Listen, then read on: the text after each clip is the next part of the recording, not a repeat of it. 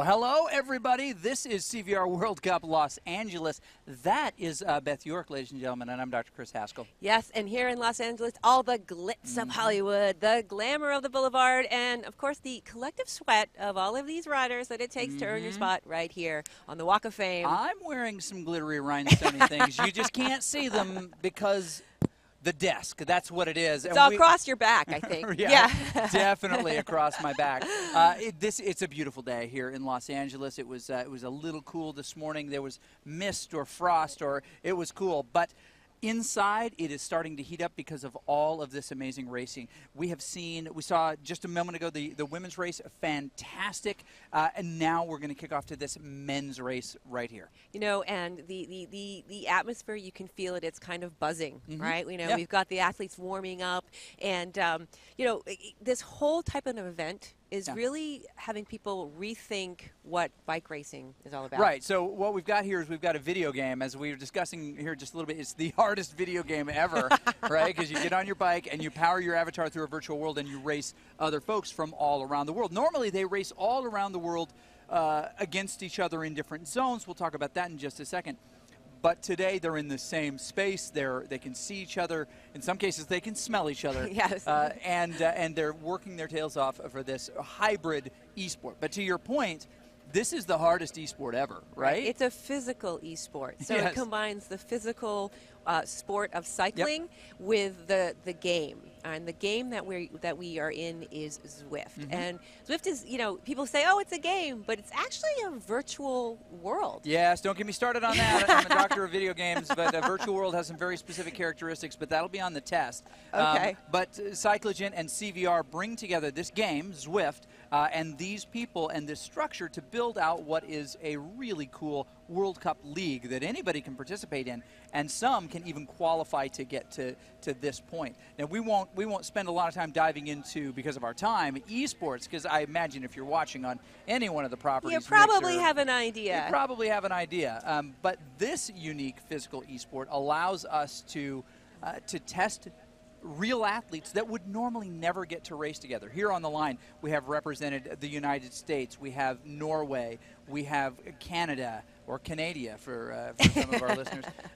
We have a number of different, and we'll introduce you to them, the UK, who are all racing here together in the physical space, but they've also, many of them, raced in the virtual space together. It's worth noting how all of these athletes came to this event. Yes, yes. So there really were two avenues for the racers to be here. Let's talk about the first way first with the league. Okay, yep, so there was the inaugural league started in January, and there were 8 zones around the globe. So you could be anywhere in the world and join the league. Now, the league is free, so everyone just signed up and said, I want to race. Right. And I want to race in Zone C because that fits my time That's zone. right. So everyone could pick the time, they could do their races, and all the riders were bracketed by performance. There's a preseason leading up to this one. Yeah. And the A bracket riders were the top riders in the zones, and they were the ones that were competing for the elite invite. Yes. So you win your bracket, you get an invite. in the A bracket, that's right. So there are 8 riders from all the different zones represented here. So that's how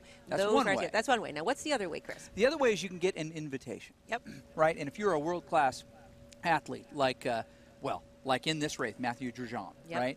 Not necessary to win. You know, you're just high quality, you're professional. Right. In the past, we've had world champions and national champions. Matthew Grosjean is one of the guys that we definitely, he's the French national champion on the bike. He beat all of France on the bike, which is saying an awful lot. That's the guy. Very cool. Yeah, and so there, the outside of the race, there's training camps, so you don't have to be Matthew Grosjean. You can actually be Beth York. Or you could be Katie Podier, or you could be, you know, any of these other riders that have spent the last few days at a real-life camp. So now you're thinking, like, how do I get into this training plan? So Hunter Allen, Peaks Coaching Group, has devised a wonderful plan that culminates in a real-world camp. Now imagine you are just in your basement doing some training on Zwift, and because of the way that you've trained, your consistency, the way that you've improved, your adherence to the program, all of these metrics that are being measured end up awarding you a trip. Yeah, exactly. Anyone can get that. And come out and you can actually train and ride and race with Hunter himself. An unbelievably strong coach, strong athlete. And so a lot of these riders, and we'll point them out to you, came through a really kind of a, if this were Overwatch, it would be through contenders, right? It would be through the ranks. You come up to be invited to play with professionals. And in this case, Hunter Allen was at the core of that. But anybody can actually virtually train with Hunter Allen as well. That is true. So you have you have the league, you have the training, and of course all this wouldn't be possible without, they're on these smart trainers. Yes. So we have 10 riders on Cyclops trainers that are smart trainers, and maybe we can talk a little bit about how the rider station's put together. This for some strange reason tends to just vex the entire Mixer and Twitch community. What are they doing? There was a comment made last time. That was the hardest video game ever. Well, here's how it works, right? The video game itself just manages the data that we put in. So you need a smart trainer, right? Connect the back wheel of your bike so it knows how hard you're going. The reason it's smart, maybe we should call them evil trainers as well, is because when you head uphill, actually the tension increases. It becomes much, much harder. You have to either shift down or you just have to suck it up. So when they climb hills on these bikes, it is way harder than descending hills. So you can expect to see quite a bit of that in this race play out as well, because there are 3 really meaningful climbs. There are. So that input is happening. Yeah. It's reading your power. We also have some of the bikes that are equipped with the power tap pedals. Right. So verification. Is the power I'm putting out the same as the power I think I'm putting out? That's right. And all of this equipment was calibrated before the race. Yep. All of the riders came in. They were weighed. They were. The commentators were not weighed. No. Well, maybe 1 out of 2. 1 was weighed. I refuse to be weighed in. I'd like to report that the scale is off. Just kidding. Level playing field, as we say. Yep. So this is really exciting to see everybody come together from these zones.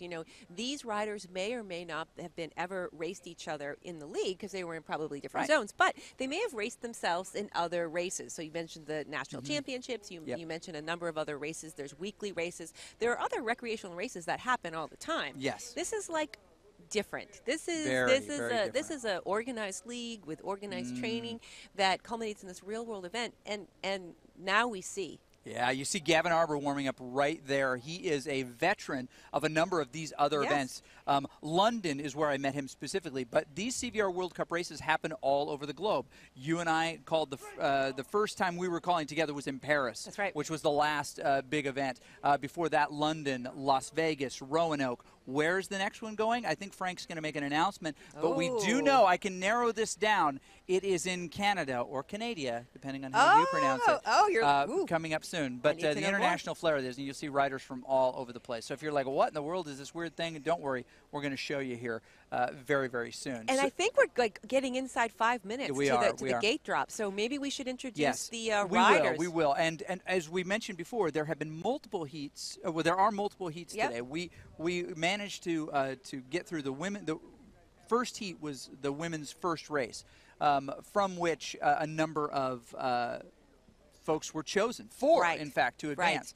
And we'll list them off here in just a little bit. But from today's races, the top 4 from the men's heats, from the 2 men's heats, and the top 4 from the 2 women's heats are going to advance to the elite category for tomorrow. So today we've got the preliminaries, and tomorrow we've got the finals. So this race matters a lot. Yes, it does. It does. The placement for tomorrow. 4 riders absolutely will advance to the elite bracket tomorrow.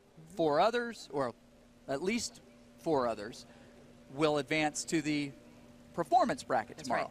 Maybe 2 of them will go to one or the other. We'll find out. But we'll tell you about that in just a second. But let's introduce you to these riders if we can.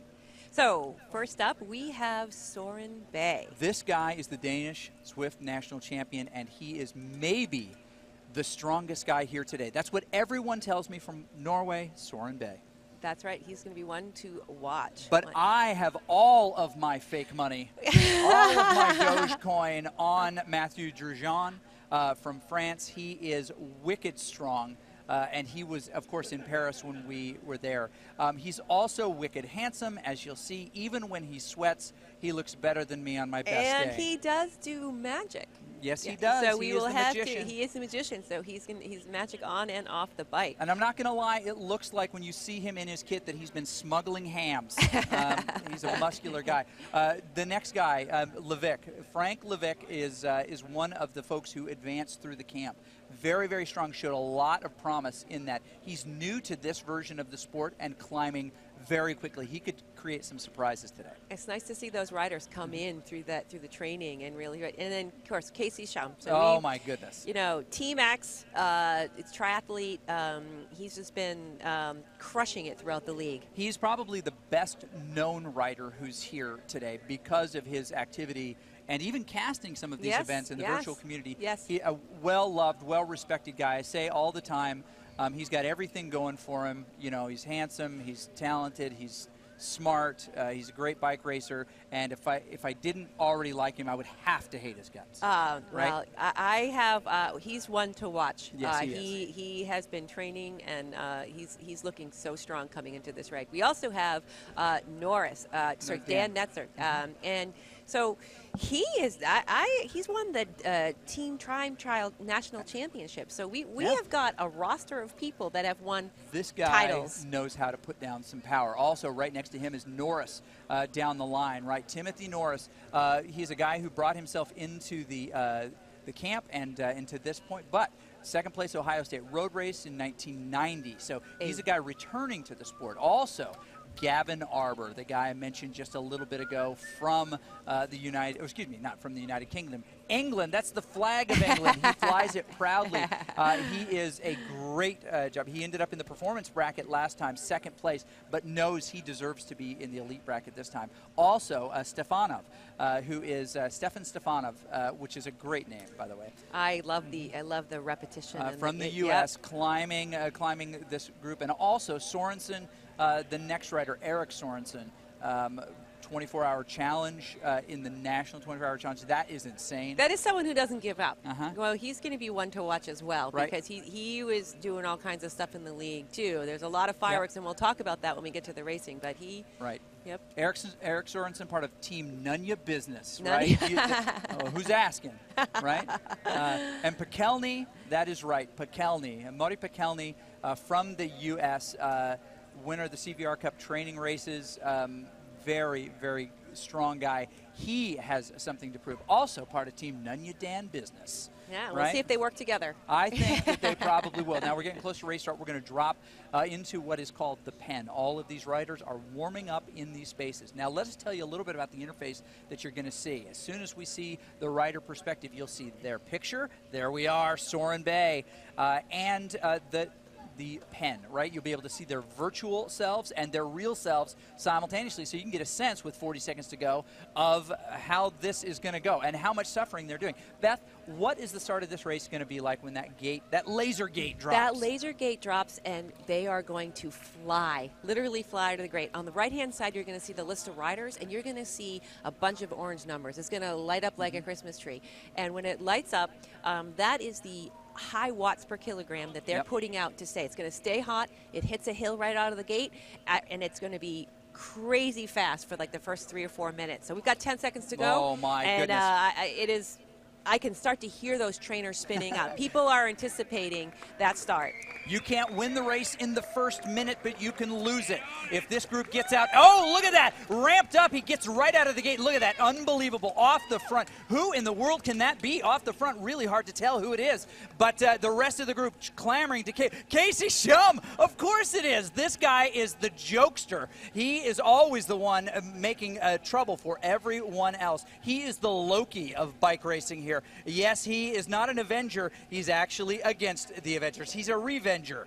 Casey SCHUMM attacks hard early. And part of the reason he's got to do this, Beth, as the group comes back in, is that you've got to put these guys in a spot of bother right away. Also is to protect yourself from getting cut off the back. SOREN Bay putting out hard power as he is known to do. His heart rate is really, really high. Casey SCHUMM put all of these guys in the Hurt Locker straight out of the gate, and they were like, what is this all about? Casey is smart, though, you know, so that was a move that he said, I'm not going to get left behind. I'm going to, like, set it out of the gate. He came out in a sprint, more or less, and you could see everyone reacting to that. We're going to come under the bridge. We're going to go up the first hill. This is a climb that we're going to see 3 times, 3 laps on hilly. We saw it earlier in the women's race, but if you didn't see the women's race, we'll keep you. There's the profile there, and this is the telemetry that you'll see on cycleu.cvr World Cup. So you want to know what riders are doing. When we're talking about different racers or different riders, you can check out the telemetry. And you can also use the pull-down menu to follow your favorite rider. So right now Ooh, and those numbers at the very top shows how hard they're working. We're definitely going to want to see who's at the front of this. Oh, my goodness. Drujean, 11.6. Oh, he just kicked it. Casey, 8.2. Oh, Matthew Drujean trying to get away on this climb. And this is the time to do it. He puts himself in 800 watts per kilo right there at the very top. These guys have got to make a decision right now. Are we going with him, or are we just going to let him blow himself up early? Right, the top 4 spots advance for sure. Maybe 2 other spots, we'll see. But these guys put themselves out there and dig as hard as they can. Matthew Drujean with a pretty decent gap there, but he's tapped out the exactly what he wants to accomplish. Casey SCHUMM's coming right up saying, no, you know what? No, no, Matthew, no. There probably isn't a single person who's done as many races as Casey SCHUMM. He's probably the most experienced guy here. He knows what the importance of this climb is. The question is, some of these newer folks, do they know what they have gotten themselves into? These guys, and Casey decides he's going to put in a little bit more. 400 and 500 watts there. He's backing it off a little bit to see his cadence just drop. He does not want to be pulling these guys, although you can't get much of a pull. He knows what he has to accomplish here. He definitely has to stay within this lead group. You cannot win it on the first lap, but you can lose it. And he could lose it if he blows up, if he finds himself off the back of this group. He wants to stay right where he needs to be, next to Drujean, Soren Bay, Gavin ARBER, and the like. But it looks like most of these guys made it through the initial onslaught. We have about 5, I think, 5 in the lead group, and then there was, I saw a 10-second gap. Oh, 10-second gap. And we'll see in just a little bit, we'll see the telemetry when these guys come up and over. But we want to stay here for just a second because this is interesting. Casey deciding to put in a dig. Yeah, that's right. You know that black jersey with the green on it.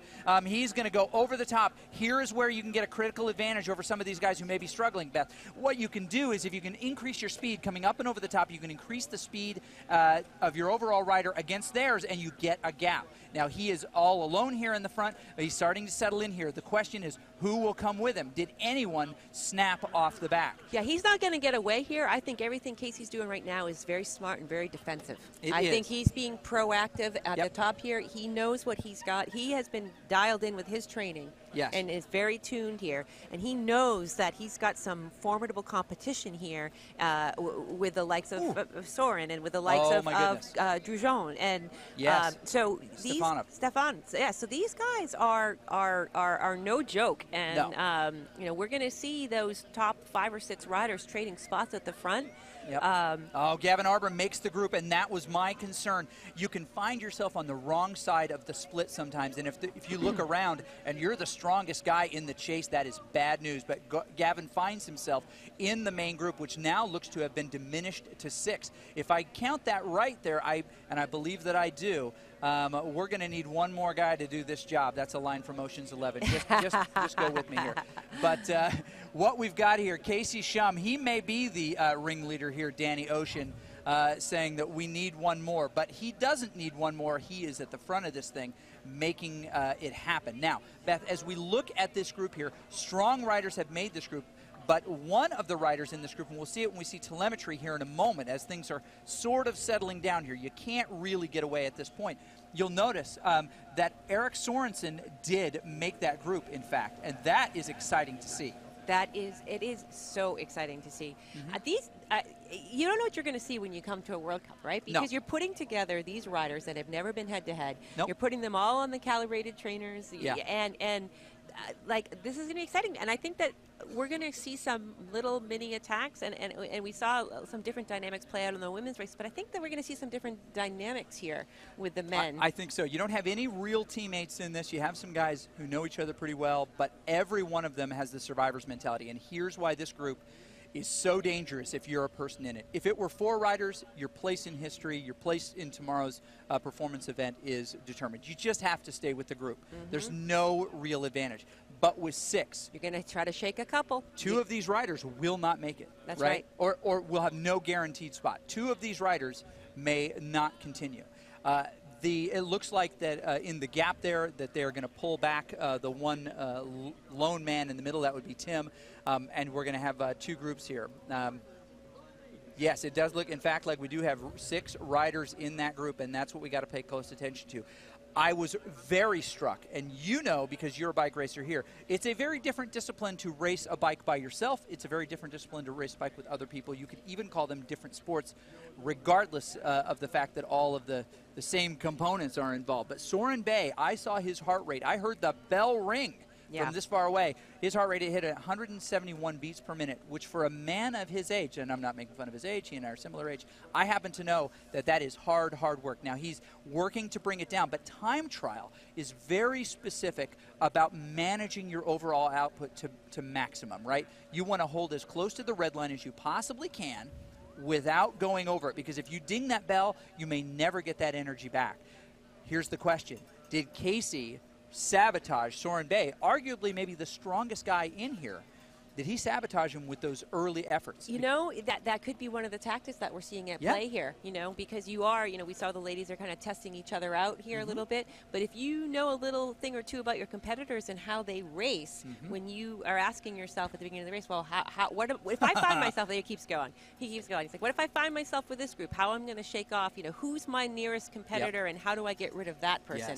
How do I use the people that maybe might have some stronger 1-minute power or 5-minute power? How am I going to, you know, help use those guys to help me with these guys, you know? So, big attack coming here. Casey SCHUMM trying to hang on. But a moment ago, he rotated himself to the front. This little hill is well known by virtual riders. It's not much of a hill at all, but you can get some advantage if no one else is paying attention. Casey took advantage early on, and then there was a big push. The crowd erupted here just a minute ago, and it looks like Casey coming to the front again. But low watts, 170, 180 watts right there, tells us that he is not working all that hard at all.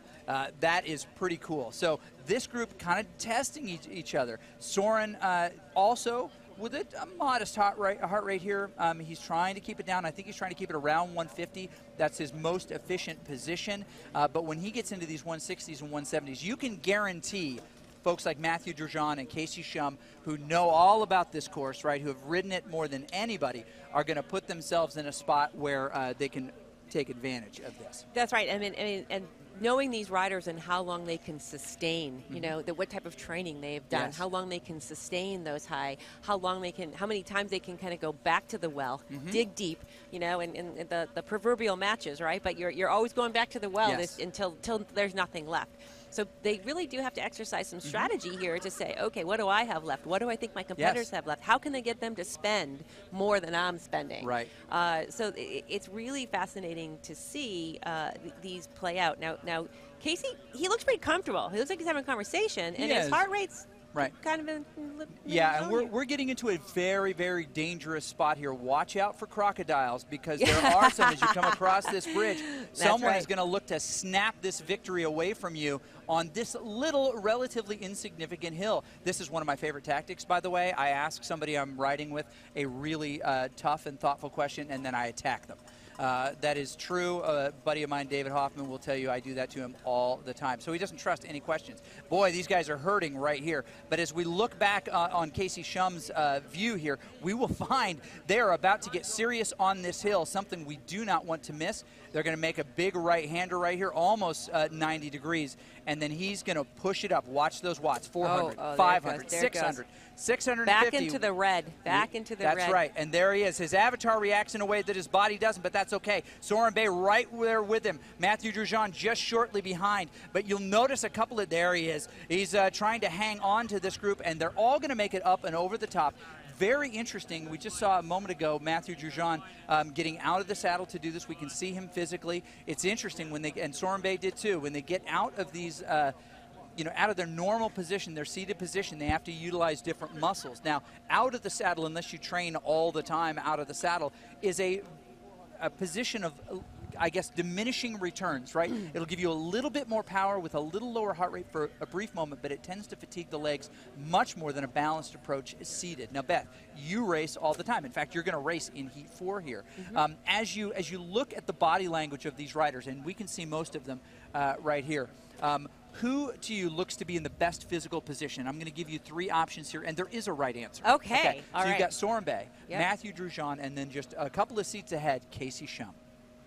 So I haven't seen Casey come out of the saddle. No. Yeah. So, you know, I mean, when you're trying to use your body weight and you use your neuromuscular power, you know, to try to stay with your group, that costs a little bit more.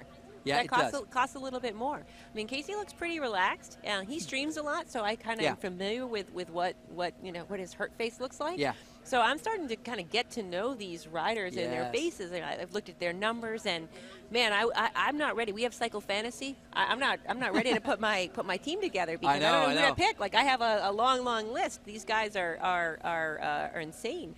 But yeah, they are. Now, the gap is growing between these two groups, and but you'll notice one thing, worth to point out on Casey SCHUMM, and anybody, and Matthew Drugeon does this too, anybody who races outside is very familiar with their aerodynamic position.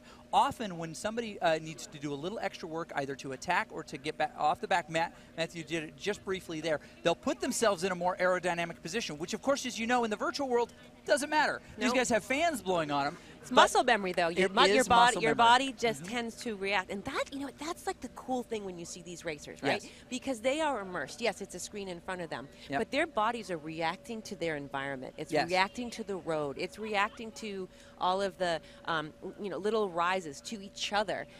They can look down the line and maybe see the face of some of their competitors, but as they come around here with they're finishing their first lap, they've got to do that climb again. Yeah, they do. They have to do it 2 more times. So, some made decisions that maybe that chase group isn't going to get back. When we take a look at the telemetry, we'll be able to see what that gap. But that last gap is now a minute, I think. It looks like it's a minute between the first group. So those riders have to work together. We've got 2 a minute back and another one a minute 50 back. So yeah, no kidding. Well, and here's what's going to be interesting. They're going to hit that hill in just a little bit. You can see right here on the Cyclogent viewer here with the telemetry tracking these folks.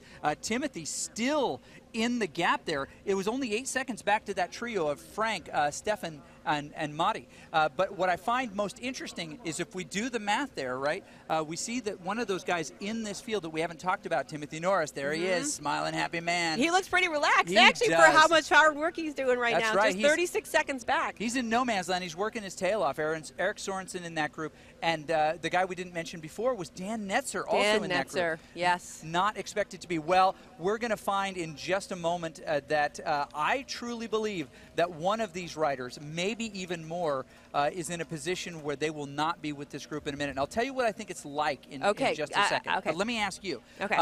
Who are you, if you want to stay with this group, who are you marking in this group? Marking, for those of you who are on Mixer, hey Mixer, how's it going? The folks, marking is to make sure that you always do what that person does. You never let them out of your sight. You don't do more or less. Who's your mark? I think, Drugeon is like the man to watch because he's got so much experience. Look at that. He looks like he's smuggling hams there in his He's in his got bibs. some legs, No kidding. I think that watt for watt, you can look at the numbers, but you have to respond in kind and you have to anticipate it. And, he proved in Paris the type of racer is. He's proved in the league what type of racer is. But I'm not counting out Casey. He's looking light and quick, and he's right here. His heart rate, look at him. So basically you can't commit is what you're telling me. That's the truth. Okay. That's the truth. They're my 2 favorites. I've said it. This is about to be a reality show of suck. Casey SCHUMM says, I want to win Survivor second time up the hill, and he's going to push everything that he's got. Who are they going to vote off the island? Casey has decided he's going to go everything he can, be the first one over the top, and he attacks big, and this is going to cause wreckage in the group. We're not going to see all 6 of these guys get to the top. Casey gets past. That's okay. You can allow that to happen. Matthew Drugeon also putting out all the work that he needs to do to get up the hill. I would imagine Soren Bay is not far behind him. There's Casey pulling up to his wheel right there. Soren Bay, yes, sitting in what looks to be 4th position here. But my brother, 5th maybe. If you're the tail gunner, that's a bad spot to be. You're going to get voted off very, very quickly. He's climbing up here, heading in the other direction. it looks like Dan Netzer not able to hang on as much, but we don't know until we get to the top. I count 5 more guys. Gavin Arber knows where he has to get. Another big attack on the front. I think that's Casey SCHUMM trying to get away. Gavin, you're in the right spot, brother. Just mark your guy. Casey is not on the front. He is actually chasing Matthew Drugeon. This is a smart attack, not because you'll get away, right, Beth, but because you'll have the opportunity to maybe get somebody off the back. We want to see on this reality show of Suck who just got voted off the island. That's and right. I think we lost one. We'll find out. We might lose one. And here's what happens, too. He comes over the top here, and he starts to gain more speed on the flat into the downhill, and that gap opens up a little bit. Now, it's not going to be a big gap because he's got 4 guys right on, 4 guys, maybe 5 coming up on the backside, but it allows him to settle in and be confident as he goes in, so he can control the pace of the race right now. Now, to your exact point, the guy behind him has to make up 2 seconds. Well, the guy behind him has to make up 2 seconds plus that 2 seconds. Well, the guy behind you know, again, 2 + 2 is 4 minus 1. That's 3. Quick math. It adds up, and that distance adds up. And now Matthew Drugeon has had another 20 seconds of the pace that he wants to set, right? He is putting more in the recovery locker than anyone else. But as I count around, it looks like everyone made it. So, yeah, looks exactly right. Sliding off the back there just a little bit is Soren Bay. But it looks like he got the immunity idle, and he gets to stick around one more time. Unfortunately, the tribe has not spoken. We are still a 6 block here, and we're going to have to carry this into the next climb.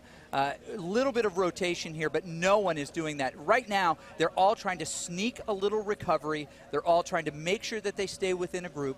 If we have just a look at that. Red. Look at that red. If you look at the bottom of your screen across the way now, the red zones are the hard threshold efforts. Your heart rate is just pinned. Blue, you ease off a little bit, and you can see there's been he took a little bit of a break there. He had that off the top, and that hill.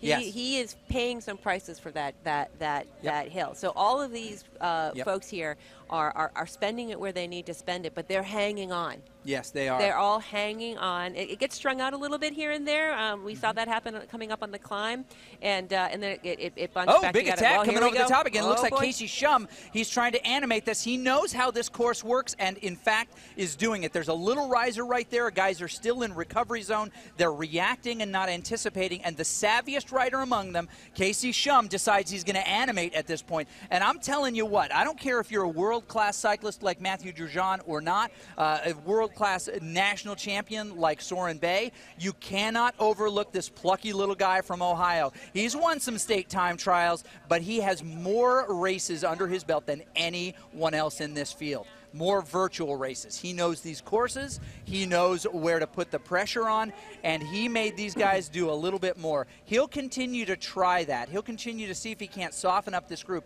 And I'll tell you, one of these times, it's going to break somebody off the back. It's just it has to. It has to. This pace has been just fierce. They're on lap 2 of 3. They're coming down the backside of the hill. They're going to enter the S's and go through Sprint Town. And when that's another little spot where you have those rollers, right? So that's another spot before you come around for the third and final lap, where someone. It's not always the hill that's going to shake them. Right. You know, you could be someone could be hanging on by a fingernail. You're right. And you know, just those like little rollers was enough that they didn't get enough recovery on this descent. They didn't get, you know, they're not doing the same amount of work in the same way. And these races, this is a different type of racing. Real bikes, real people, real sweat, real pain, virtual world, right? It is, as somebody said earlier, the toughest e-sport out there, right? It is the hardest, without a doubt. We've got 6 folks in this lead group, but as we roll back and look at the telemetry, we see that the gaps are growing. Yeah. Now, Timothy was in that group just a little bit ago, which is great to see. He's nice in the gap there.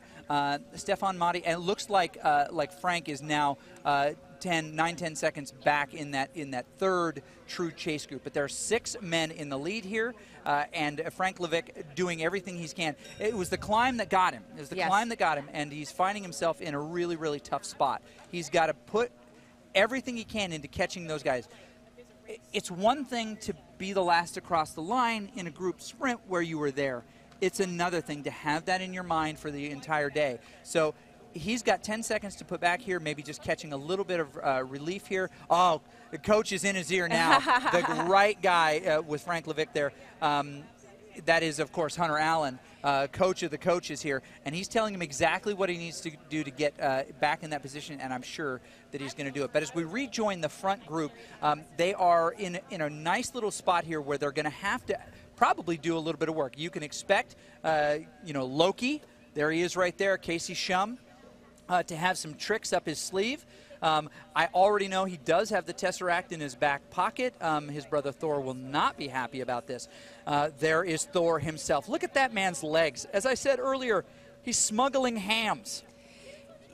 So the thing about the riders, when you talk about, just the physical stuff, like we're all different riders, right? When we were doing the weigh-ins and then the height, like where, you're 5'8", you're 6 feet tall. So one of the dynamics about the game that everyone always talks about is the weight, because we're talking about the watts per kilogram, right? The amount of power that you can drive per kilogram of body weight. That is how the game calculates your speed. There's a drafting effect that happens in the game. There's just a number of dynamics, but also your height comes into play. So you're more aerodynamic if you're a little shorter. If you're a little bit shorter, right. So it's minor Less things like area. this, but so, they really try to put some realism into the algorithms, and so, so just like in real life, you have a different set of, you might be a sprinting specialist, you might be a hill climber, you might be, so all of these guys are putting it to the test in the game. And the community is a little bit confused about who some of these guys are. These are actually national champions. These are state champions. These are not Cat 4-5 racers. These are the world top. Matthew Drugeon is a professional cyclist. Casey SCHUMM is a professional programmer and a world-class cyclist. He's the guy looking to break this up. That's what's interesting about this. You have the combination of folks from all over the world. Sorry, Schmeatball, but this is not your cup of tea, as it were. Speaking of cup of tea, Gavin ARBER right there from the UK. He traveled over to Los Angeles for this race, world-class professional as well. Now, some of these folks, as they move out of the age bracket where you would want to travel all the time as a professional cyclist, but still have all of the power and ability, you can allow this kind of virtual racing to allow you to test yourself against Matthew Drugeon, against Soren Bay, Lionel Sanders, who's going to come up in the next heat from Canada. Again, world champion status there. We see lots of stripes. Okay, this little puncher, they see Casey SCHUMM do what he's done before. Loki, the trickster, decides to turn himself invisible and try to get away, but it's not going to happen this time. Now, a little counterattack coming around. Maybe it wasn't a counterattack. Maybe it was the counterattack. Okay, I'm still with you. I don't want to get lost off the back here. They stay in a big group. They know the hardest part of this race is coming up, and that is the last time up the climb. We have just a few kilometers left to go. You can see it on your screen right there. You want to know how long this race is? It is in the blue bar at the very top. We are on lap 2 of 3. The total race is 3 laps hilly, and what that means is about 27 kilometers. So, they're a little more than halfway done here. Yeah, no kidding. And this is a section called the S's, where there's a little bit of up and down. You have to be really smart here because you've got to put the right power into your bike. All of these riders are on real bikes. As you can see, there he is. Look at that ham smuggler. He's with those powerful legs. He's my favorite to win the sprint, just as it were.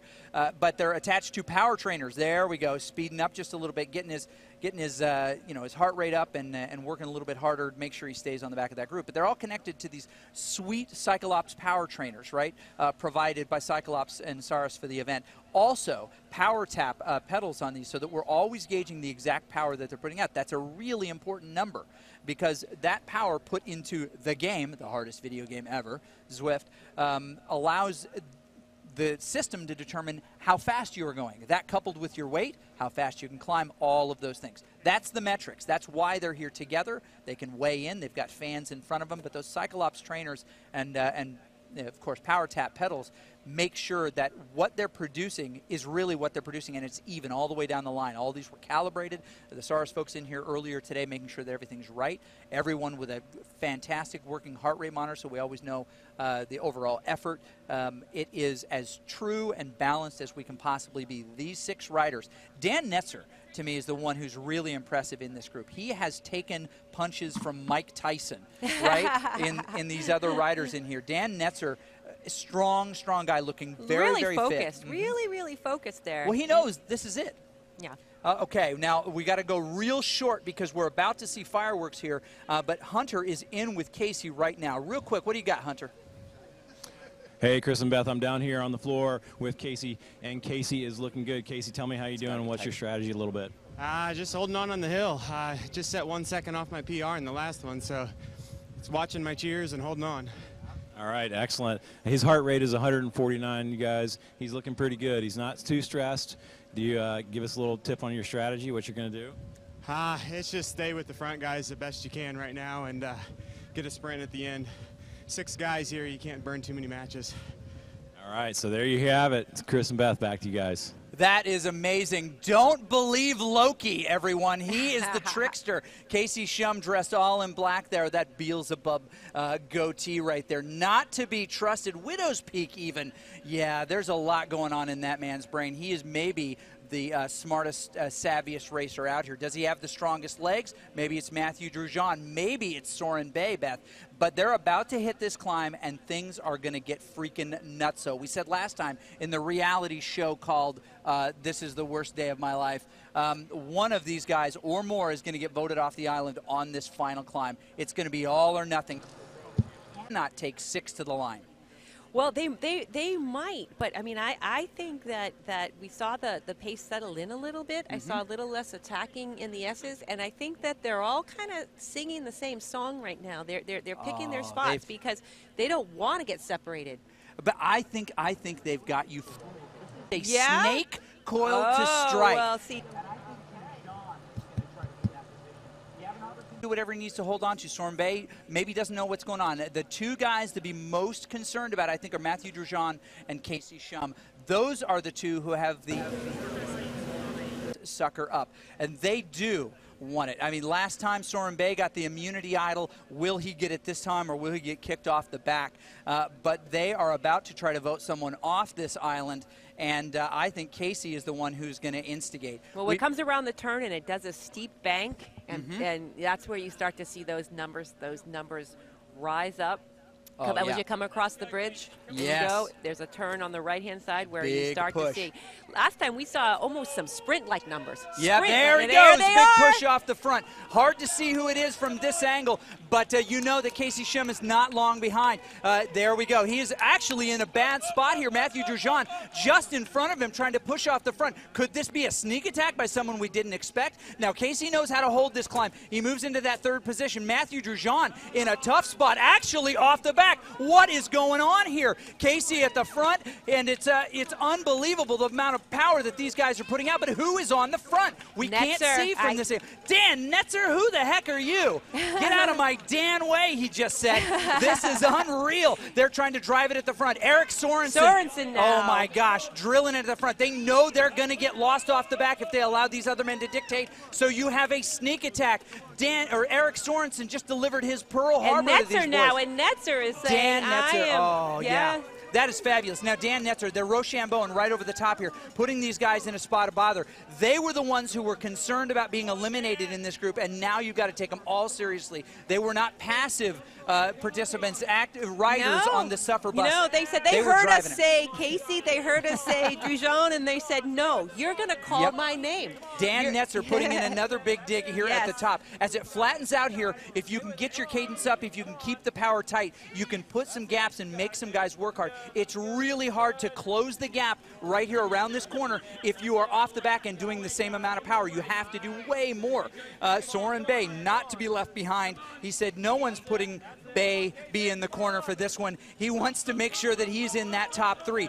But you know what? To your prediction, no one may really get away here. You see the remaining 4 there settling in, comfortable that this is not an escape. Was there some wreckage off the back? It looks like somebody might have been jettisoned out the back, but I can't quite see. No, I don't think anyone got. I think right now Arbor is 1 second back, but they're that's strung a dangerous spot. Dangerous spot. 1 second, but that in the position of where it's happening, it's a dangerous 1 second. Oh, Gavin Arbor finds himself in the tail gun position.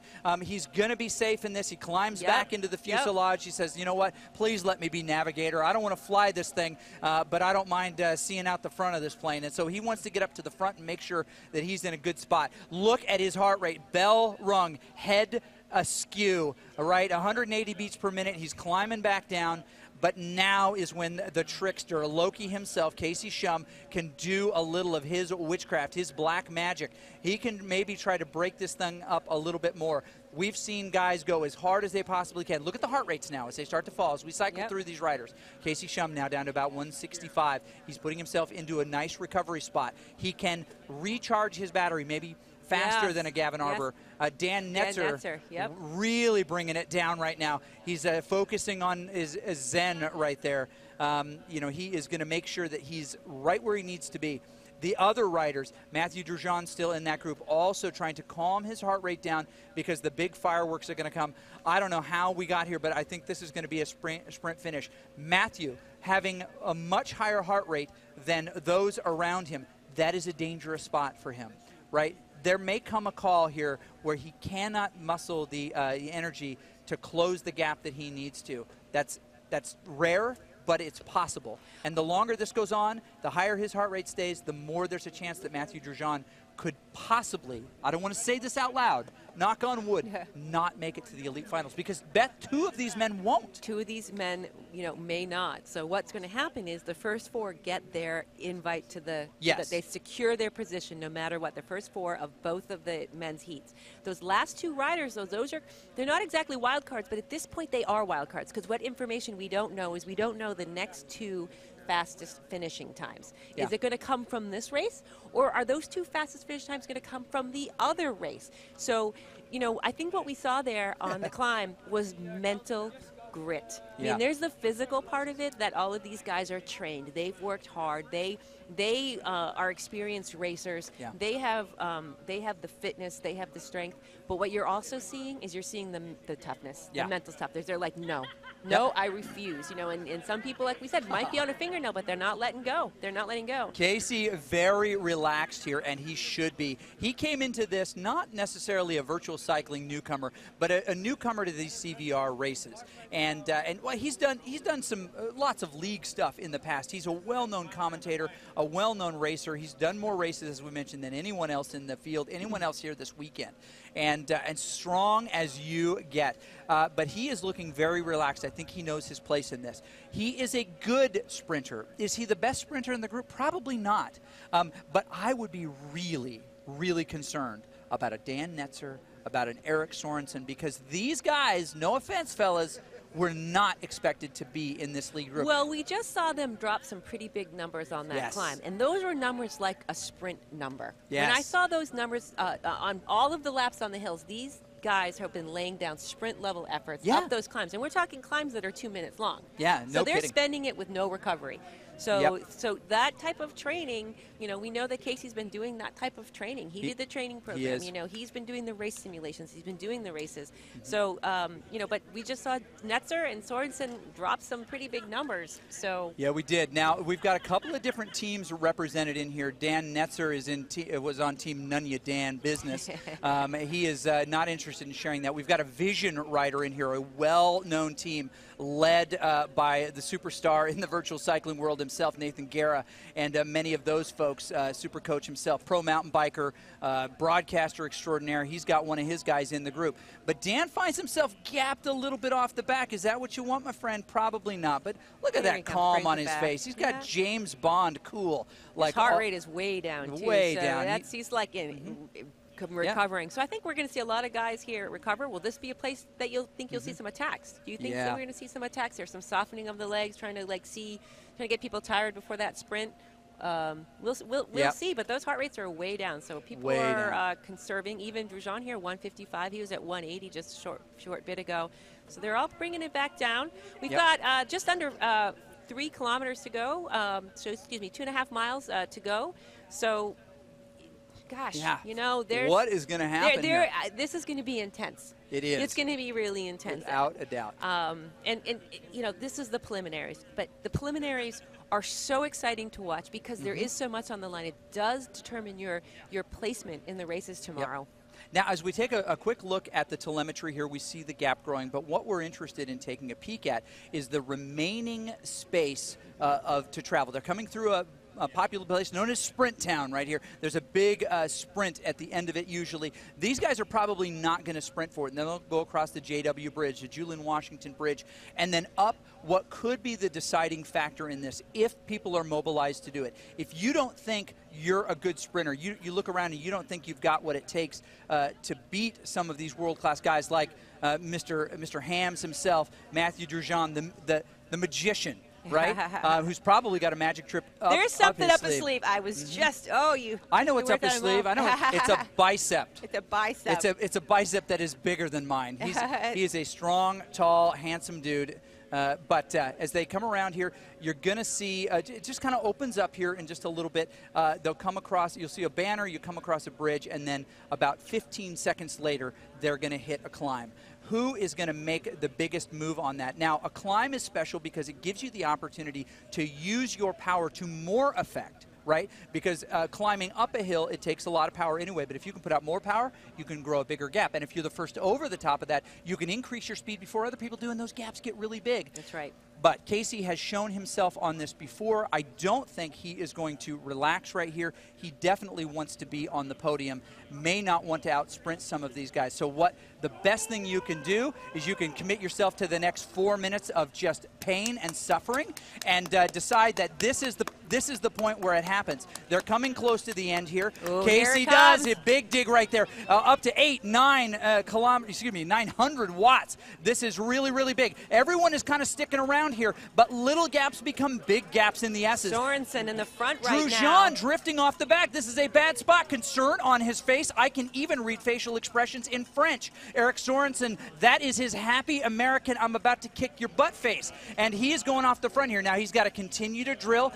Keep the speed up on the downhill. When you hit these little uphills to the S's, you've got to punch them a little bit harder and grow those gaps if you've got them. Guys are behind him, but they're behind by a few meters. These can really escalate if you can take advantage of them. Look at that gap right there. Soren Bay tapping out his time trial tempo there. The guy's happy to sit on his wheel and pull him back until now. And then Gavin ARBER says, I need to get on that wheel. Gavin knows what he's up against in this field, and he is not getting any faster.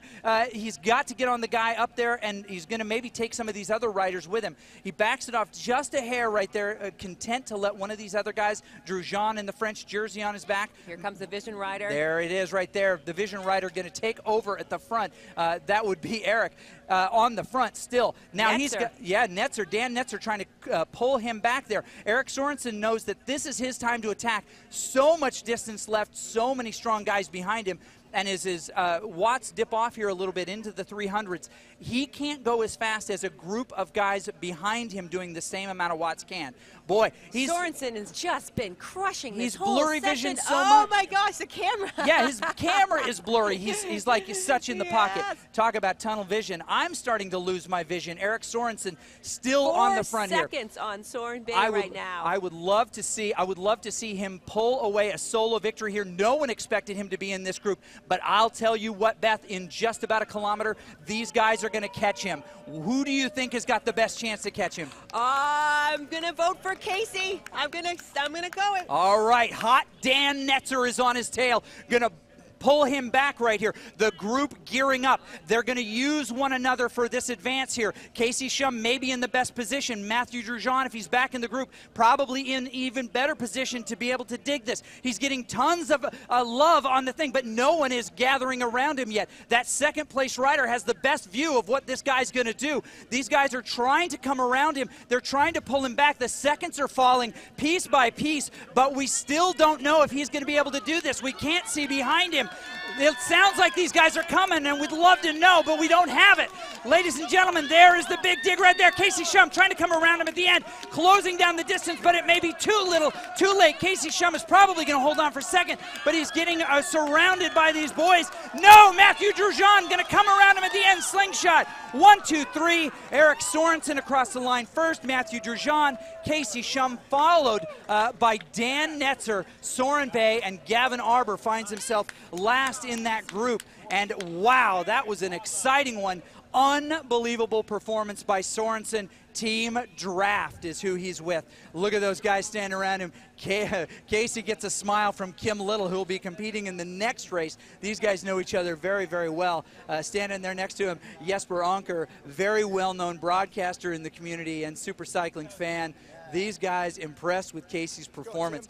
No one believed what Erik Sorensen was providing in that race. No one really knew what to expect, and that guy just won the first heat. He just walked away. He had 14 seconds, and Casey closed that gap towards the end. And I don't know, I wasn't able to see, but I don't know if he was pulling up. Here comes Timothy Norris. Who was doing the time trial the whole... I'm telling you what, Timothy Norris just a few seconds behind them. He knows what he's got to do to be able to try and qualify for this. He's hoping for any little piece. Oh, and it looks like caught behind him almost was, it's hard to see who that is. Yep, but I mean, excellent. Now our guy Hunter Allen is right now with Erik Sorensen to explain how in the world he stole this from them. We'll take it to our guy Hunter. Hey, Chris and Beth, I'm down here on the floor with our winner, Erik Sorensen of the men's heat #1. How you doing, Erik? Tell us a little about your strategy. That was a heck of a move. My strategy was just to keep with the guys. And then on that last hill, I saw that they were slowing up a little bit, and so I just kept it up. I had my coach, or my sportive, give me a little hint and was helpful. And then when they let me go, I knew I had a chance. Right, I mean, so you didn't really plan that attack. I mean, that was just kind of like there was an opportunity and you just went for it. Yes. My directors thought that perhaps they might let me go if I tried, and so I thought I'd give it a little bit of go and see how they reacted. Outstanding. Once you got out there, then you're just head down, huh? Head down and just watch the gap, make sure it was staying the same and maybe increasing. Again, Scott Cunningham did a wonderful job and helped me out. Man, well, that's great. Well, you're guaranteed. You're in the final. You're in the top 4. So now it's just a matter of resting up a little bit and being ready for tomorrow. What's your plan tomorrow?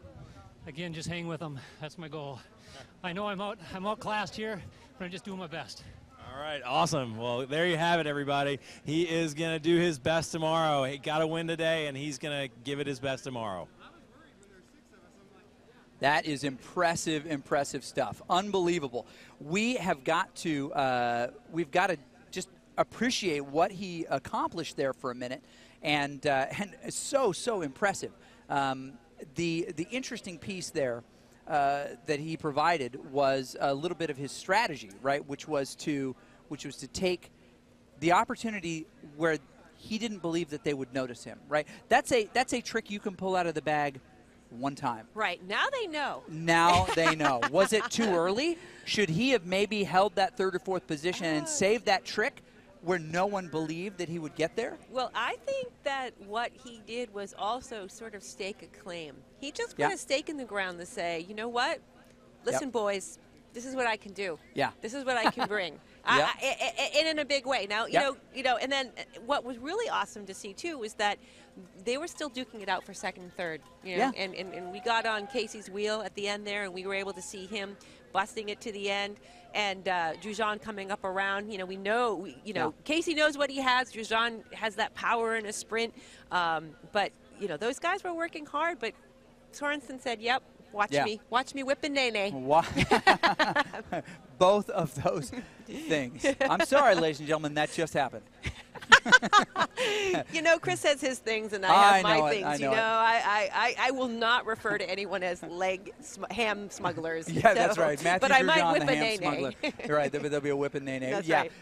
So here's what I find most interesting. Dan Netzer and Gavin Arber find themselves in positions that do not offer a guarantee. Now, in fairness, are the other groups going to go this fast? Right. I mean, they could have the 2 fastest times just by guilt by association. They could find themselves in that final, but it's not guaranteed. No. Casey and Drujean knew that they absolutely had to be in that group. Yep.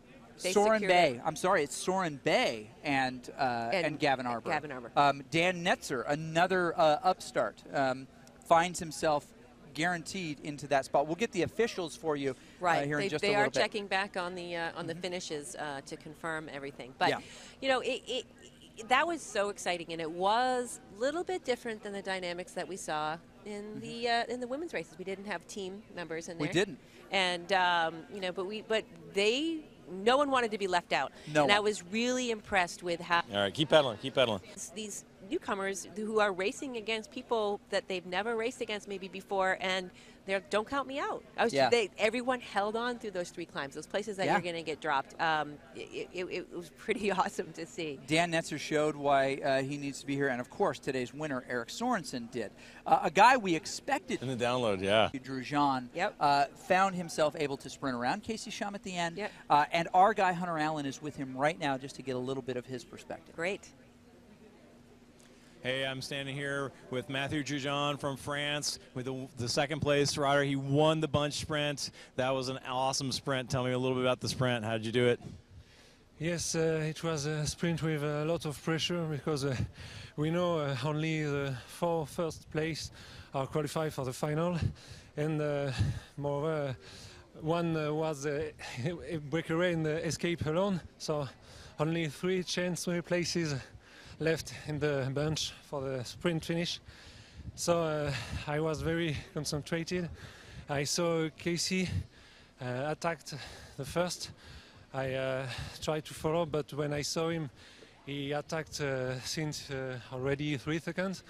It was long, and after I watched behind me the meter, there wasn't in my wheel, so I can wait a little before take this drafting, just to jump on the line and won the sprint. So I was very happy. I'm very happy. Well, you're in the finals now, so that's exciting. That's really great. I mean, what's your plan for tomorrow? Tomorrow it will be very hard because it's more courses for climbers. Because even if there is each type of course, flat, hilly, and mountain. As a mountain is coming in first, I will lose a lot more strength than the other because I'm heavier. I'm one of the heaviest of the group here.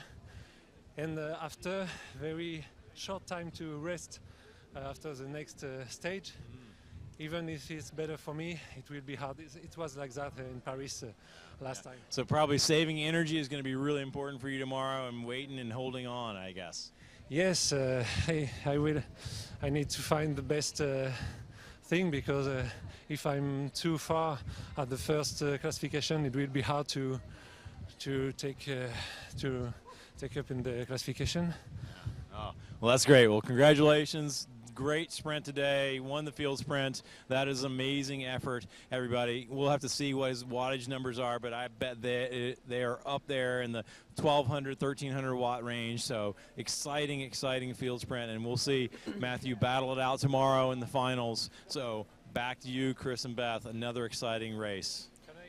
Now, that is fabulous. Mathieu Drujan, who is well known for having 4 different heart rates, anger, rage, fury, and nuclear explosion, and just showed us his 5th heart rate zone, which is, I'm taking your lunch money.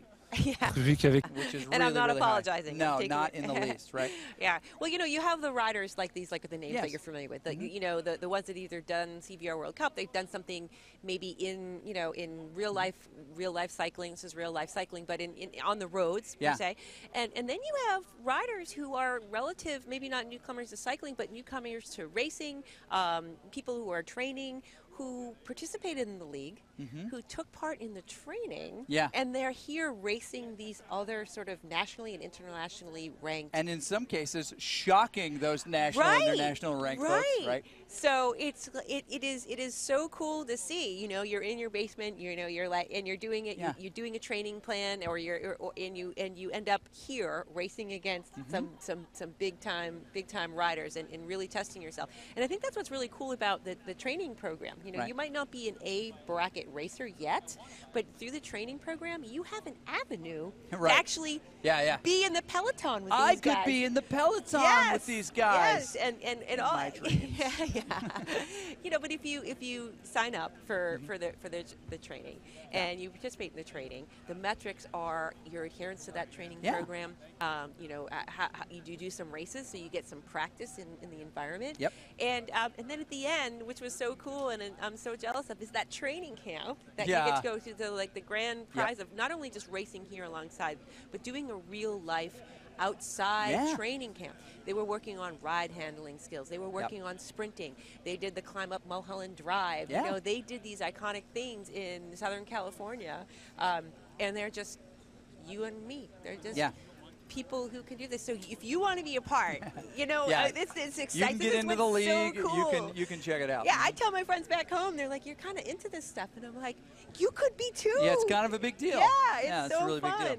So, Real sport mixing with e-sport. Right, Racing people all over the world. Right, and it rolls in so that the league has a ranking system. Yeah. So you know you're able to move yourself through the ranking system, see how you compare to other other riders, and if you enjoyed the racing and you have riders that you're watching, you can actually watch them on cycleview.CVR World Cup. Yeah. So this is something you're going to want to check out. Cycleview.CVRWorldCup.com. There it is. Is a you can actually choose the riders you want to have in frame. You can see their perspective. You can see all of their data and heart rate. You can actually cheer for them. You can even give money to them. They can give $1 to Matthew Grosjean, and it shows up on his screen while he's racing. It's the coolest thing. Right, and that's a nice little mental motivation knowing that someone's watching. And a financial motivation. Well, right, here's $1. All right, faster for $1. Yeah, that's right. You know, that's the extra watts, $1 a watt. Yeah, exactly. It's like thousands. It's like bits you can take to Olive Garden. Right. Those of you who know what I'm talking about. And we're talking about different riders, and you know, maybe you have a favorite that you want to be watching. You can still listen to us, and you can watch your rider. You can see the pain on their faces. You can see them react when you send them the cheer. So, and if you're just joining, and a couple of people are like, "What's going on in here?" We'll give you a quick instant replay, a replay of how this race finished, but we'll give it to you a little bit later, which is fine. We've got. I mean, really, if we recap it, here's what we got. Eric Sorensen looked around, said, "These guys don't know who I am. They don't care." He said, "Watch me whip a nay-nay." That's what he said. We read his lips from here. And he decided to absolutely drop the hammer on those guys. All over the place, people are describing Eric Sorensen as this amazing person that we should have noticed. I don't know if you know this, but Discovery Channel just announced that through their research that Sharks are actually planning an Eric Sorensen week. Oh. Yep. Oh. I love it. Yep, Sharks are going to have their own Eric Sorensen week. He's that impressive. Coming to an aquarium near you. Yes, but the point is, anybody could win these races. Casey SCHUMM, Matthew Grosjean guaranteed spots in that. But what could happen in the next heat? Yeah, 4, 5, and 6. We'll really let close. you know. We'll have to know, and we have to see how the other race plays out because it's the next 2 fastest times. So these guys are going to be nail biting. But no one left anything on. Now the next table. race is coming up, and you'll be able to tune in here to see exactly how that's going to come up. Right, it's going to come up at 2:05 Pacific time here. You can calculate that out using your app. I'm sure you've got an app for that, but allow you to join us at that time, and you're not going to want to miss it. We know a couple of these guys who are advancing, but the next race will determine who's in and who's out for that elite men's final tomorrow. That's right. So more racing coming up in the women's heat after that at 4 o'clock. So we'll just thank all the people who make sure that the trainers are put together. SORES has provided the CycleOps trainers, the power tap pedals, and has helped make sure that the riders are all on the same type of equipment. No variance, right? You can't explain away what Eric Sorensen did by his equipment. No, it was his heart. And we need Allison Kubota, Dr. Allison Kubota. That's right. To check, to make sure that that's true. She's probably recorded all those stats. I feel like she's got dissertation being written right now, references being double checked. And also to Helen Cycles, because a lot of these riders, chose to rent a bike and Gavin be ARBER. here, and so Helen's bikes. I wish you could see this. I wish you could see this right now. There's some mopping up on the pads underneath the cycle. Clean up on aisle 7. I'm telling you, these folks worked as hard as they possibly can. Don't mop up that sweat, Vanessa. Put it in a vial for me that I may have superhuman Soren Bay powers, right? Yes, it's a topical treatment. It is. It is. I would use Soren Bay sweat if it would make me better. That got weird. Yeah, it did. It got weird real quick. So, okay, I want to show this jersey. Yes. This is the Zone Winners jersey. So look at how nice that is. So if you were one of the Zone winners, this is your winner's jersey. How awesome is that, the green jersey? So we want to thank our sponsor, Garneau, for that. Yes, Garneau with their great equipment. It's really nice. Look at did you see that? Like I've never seen this on a jersey before. Maybe some of you on Mixer don't care, but it's got this really nice, slick opening, which makes it a lot easier to get bottles in and out and stuff like that. Yeah, it's really nice. It's a really nice jersey, and something that you know really shows that you've worked. And all these riders that are taking one home have really earned it and can wear it with pride. And hopefully, when they sign up for the league next time for April 2nd, the league starts again. You can sign up for the training plan. It's not too late, so sign up for the training plan. Go to CVRWorldCup.com and learn about the league. Anyone can join. You know, you can try to go for a zone winner. You could race me conceively.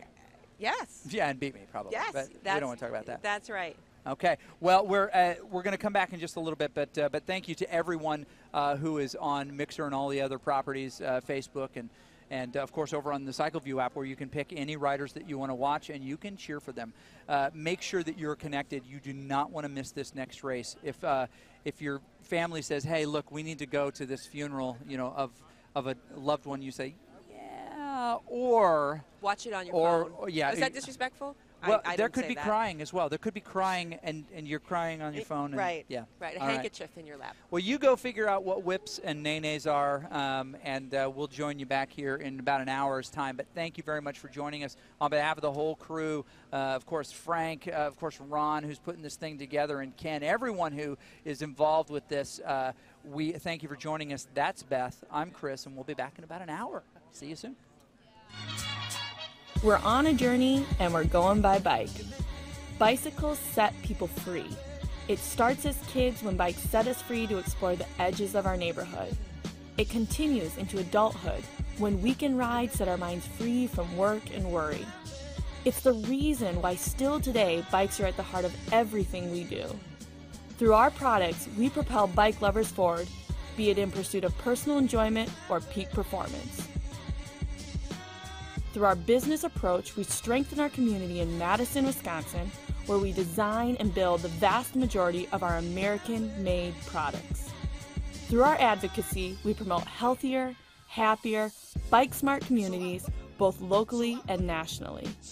We set out on this journey the day Sarah and Chris combined names to form Ceres. So grab a bike and join us.